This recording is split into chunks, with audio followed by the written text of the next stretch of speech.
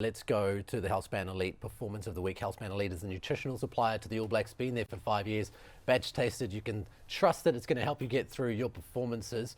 Who is the Performance of the Week, Bryn? I'm actually going to go for three of them. I'm going to go the back three for Australia. Yep. I think I know Jip loves his stats and he helped me out with the stats. I think you well. love your stats too, Bryn. I think, when was the last time we saw an Australian team have more run meters than the New Zealand team? I think the Koroibete, Wright and Banks were massive around that. I think it was great to see Koroibete hold onto the ball. He held onto the ball and he was destructive. He looked destructive with ball in hand, and then Banks and Wright as well.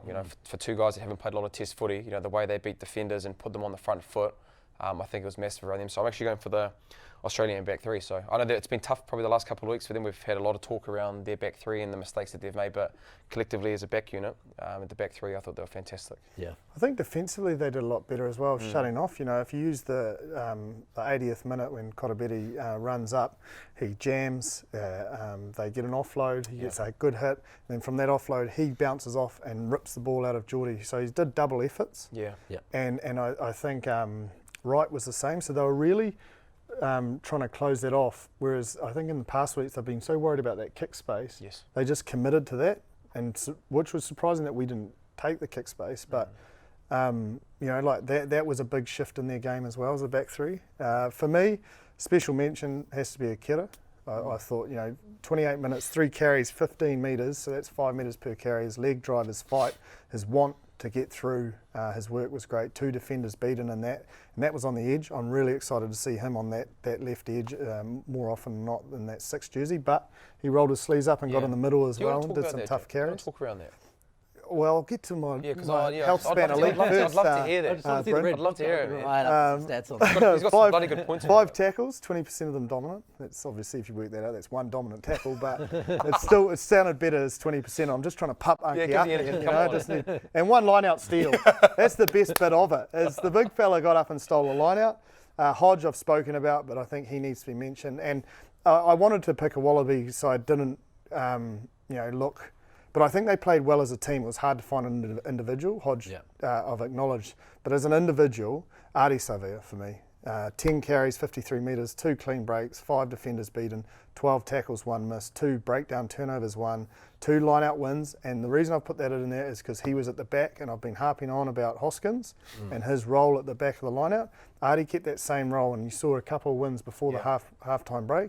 And I thought that was a great growth in his game and a ballsy play for them to put him back there, and he just looked comfortable, and he's obviously doing some work on his line-out stuff, and I thought that was a great aspect of his game as well. He's moved into that leadership team, hasn't he? So he has a lot of responsibility, and it's good to see him stepping up across the board. Yeah, only area I'd like to see is, and I talk about this quick hook and go, but I think you saw his carries and his leg drive and his power. I'd love to see, especially when we were down to 7, is just a quick channel 1 and him pick it up and go, rather than trying to sit at the back and I don't know, they were scrumming for penalties or something. But Ardie Savea for me, I thought he was just exceptional. You reckon Brad should have come on earlier? I think so, yeah. Yeah. Well, I mean, only because, you look before half time, like it looked clunky, a little bit clunky, even before from Cody giving the ball back to TJ. He went to give it back, and then TJ left, and then it dropped to the ground just before half time. Yeah. I just think different style of player, and Fozzie said in the aftermatch, he felt like defence was the key factor going into winning that game, and TJ's strength is obviously his defence. But I felt as soon as Brad was on there, albeit 6 minutes, they scored a try through 2 punt. I'm not saying it's all him, but he was just ball up, and I thought it brought the best out of Bodie as well. Bodie was real flat, and they created a little bit more. Well, if you have a look at it as well, when Nuggy's playing and TJ's there, TJ comes on a little bit earlier. So I don't know. Fozzie was talking around the defence around that. Yeah. But I think we maybe might. But Brad's not a 22-year-old kid as well. This is what I was saying as well. Is like he's played a lot of Super Rugby. He's really experienced. Yes, not in Test match footy. He's played 6 tests, but he's an experienced, cool, calm customer who leads the Chiefs, has captained the Chiefs. I don't think it would have been a massive risk to bring him on earlier. Would have it won us the test? I don't know, but I just felt. He brought something when he was on. There was a big change in us attacking-wise when he was on. So does that leave TJ Perenara in an interesting spot? Because we know how good he is off the bench. And if he isn't bringing that necessarily the way that Aaron Smith brings, the speed and the sharpness that he brings to that side, do we say TJ, we know that you're the number 2, but you need to stay there, and we're going to bring Brad in like for the starting side? Potentially, and the biggest thing I want to say on it is I've sat here and sung TJ's praises as a competitor and what he's delivered so far in the Bledisloe.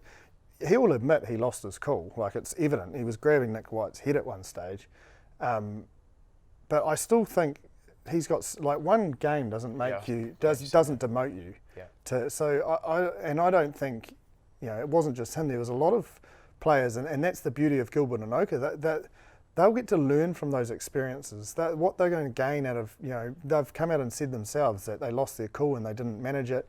So it's just a learning opportunity. They've still got the Bledisloe. It's not the end of the world, and I don't think things drastically need to change.